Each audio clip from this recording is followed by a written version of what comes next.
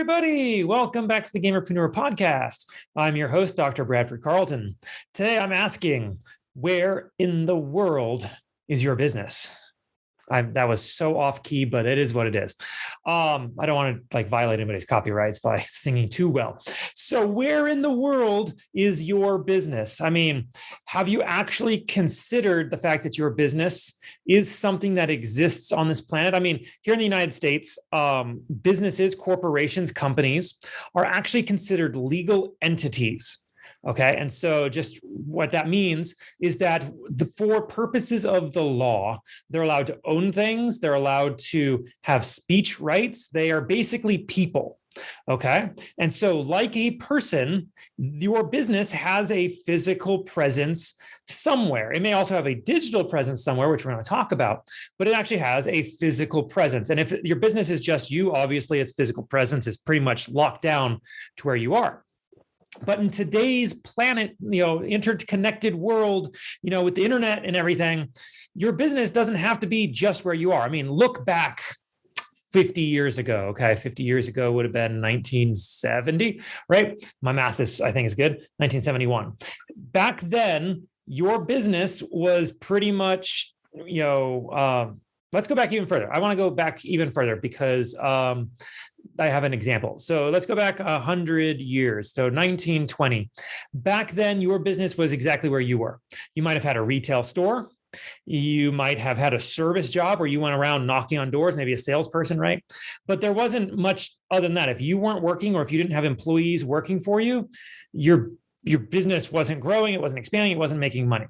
Now you fast forward and we started doing advertising and having marketing efforts and campaigns across different marketing channels like television and radio, and then eventually internet. And what happens is your business didn't have to be where you were anymore because you could write some sales copy, you could put it in a magazine, and then the magazine gets sent off to, the 30,000, 100,000, however many, millions of people in the United States or wherever in the world that received that magazine. And they would see your ad, and then they would pick up the phone or write you a postcard and they would send it in. So your business had the ability, and it still does. I mean, we can still do these things.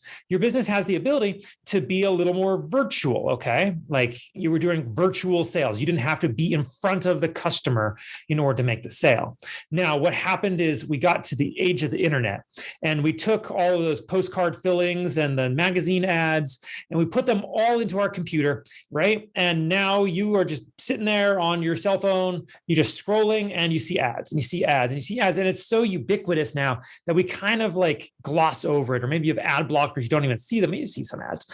But the truth is, where on the planet are you seeing that ad? Where's the company? I see ads from people from Shanghai, right? I see ads from other countries, and they could have absolutely no physical presence whatsoever here in the United States, but I can spend my money and purchase from them. Okay. You have this wonderful ability yourself. You really do, right? Maybe you are already promoting yourself online. You're a content creator, or you have some sort of app that you sell something, right? Your business varies. You understand that you're not selling to your hometown. You're not selling to necessarily your state or province. You're not selling necessarily just to your country. You can sell anywhere in the world. And if that's the case, your business needs to be global. And don't misunderstand what I'm saying here. I'm not saying that because you sell stuff online, you are global. You're not necessarily global yet. You're selling stuff globally. Little difference here.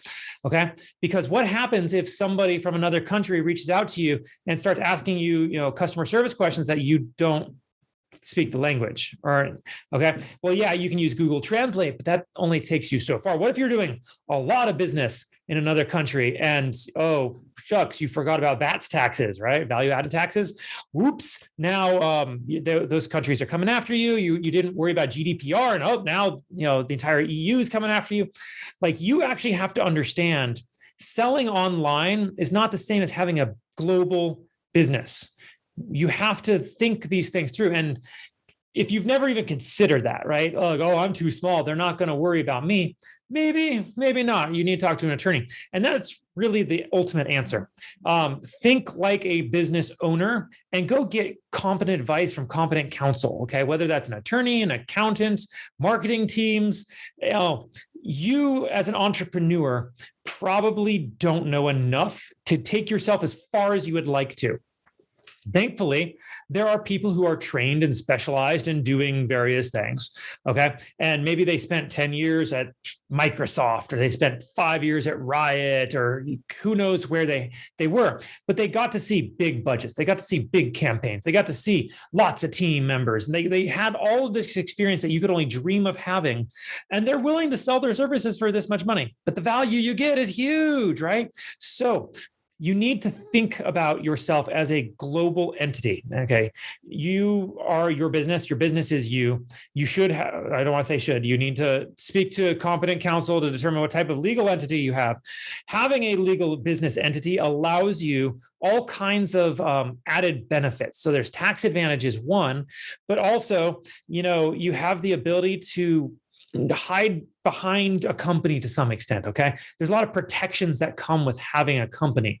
So if you screw up and you don't necessarily follow the law properly, having that business entity can and may potentially protect you from legal liability from that screw up in some other country. All right. Don't necessarily get into the thinking that, well, I don't necessarily need to worry about attorneys and accountants and all that. I'm just a small whatever. Right? Small whatever still gets stepped on. You have to watch out. So think about international law. There's some countries on this planet that if you sell to, you're actually violating the laws of your country because they may have been designated as like terrorist states. And if it's a terrorist state and you're selling to them, well, now you're aiding and abetting terrorism and you could be in some serious trouble, right? Even if you have a business entity, there's a good chance that the governments may take a look at these transactions and go, well, you knew what you were doing, and come after the officers of that business, which is probably you, right?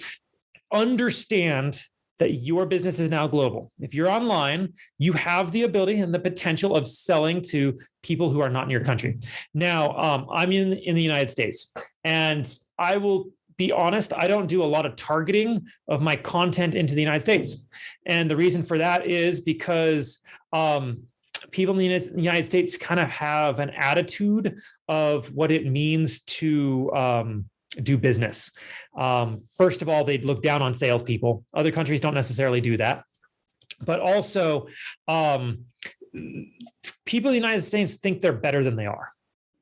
That's probably the best way to put it. A good number of the people I've met in the United States think they're better than they are. They have a higher opinion of themselves than they really should. And when push comes to shove, they're worse customers to have. I have a ton of following internationally because they see what I'm trying to do, and they don't think I'm being pushy necessarily when I'm trying to make sales. They just see me trying to make sales. It's just part of life. In the United States, I could have a fan who's like seeing my content, and then they see an ad of mine and like, why are you trying to sell me anything? Man, this is a junk, content creator, whatever. And they're out. And how do you think people live? People like they have to sell stuff. The person who's sitting on the street corner with a cup is not necessarily any different than Coca-Cola. It's just a matter of scale. They're all asking for money. The person on the street corner is not necessarily giving anything of value. Maybe they are. Maybe they're making like balloon animals for your kid. Okay.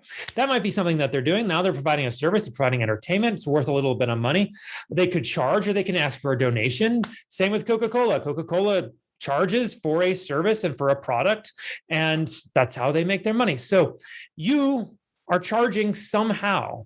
Like if you're even if you're on like Twitch, I don't, people on Twitch get all uppity about this. Like I get partners and I don't sell anything. I get my money from donations. It's not a donation. First of all, it's income. You're getting taxed on it. So don't think it's a donation. They're not donating anything to you. They're paying you for entertainment. You're just not necessarily asking for it in a structured format like Coca-Cola is. All right. So you have to understand the fundamentals of sales and business and marketing and fulfillment. And that what I mentioned, business, like you have to understand global rules and laws. It's just because you run an audio track on your stream that's legal in one country doesn't necessarily mean it's legal in another country. if you've never even considered these things, you've put yourself and your business at a horrible disadvantage, and you have the potential of actually getting in trouble. So I'm going to leave you on that note, just kind of hopefully scared you enough to go, I know nothing about business. I need to look it up. Go look it up. If you sat here going, I know nothing about business, I don't want to even play the game, that's the wrong attitude to have. Come on, it doesn't take that long to learn this stuff. People go to college for how many years to learn business. Okay. Get an MBA. That's a 2-year degree plus the 4 years on top of it, 6 years. Okay. To get an MBA, 6 years. And you're sitting there like 6 years is a long time, Brad. Who has the time for that? People who want to make themselves accomplished in life. And if 6 years is like too much time for you to dedicate to something, you're going to be dead anyway, right? But if you've got more than 6 years, if you got maybe 15 years of your life, that's less than half of your life, you can leverage and scale that. And if you got 30 years, 50 years, 60 years ahead of you, 6 years of your life is not that much, especially since you can start now to be building that business and be learning and figuring out what you need to know from the education you're getting in order to grow it. Don't think of education as this like one stop, like this one block of time that you just lost. It's not lost. You can do things during that time. I don't want to rant anymore about this. So I'm going to remind you all, organization is the enemy of sloth. If you are going to have your business international, okay, and you like, if you have a website and you haven't actually like limited which countries are allowed to see it, which you can, there's ways to do it in the coding. You're an international business and you are now subject to the laws of every jurisdiction that your webpage appears in, and you probably don't even realize you may be breaking the law right now.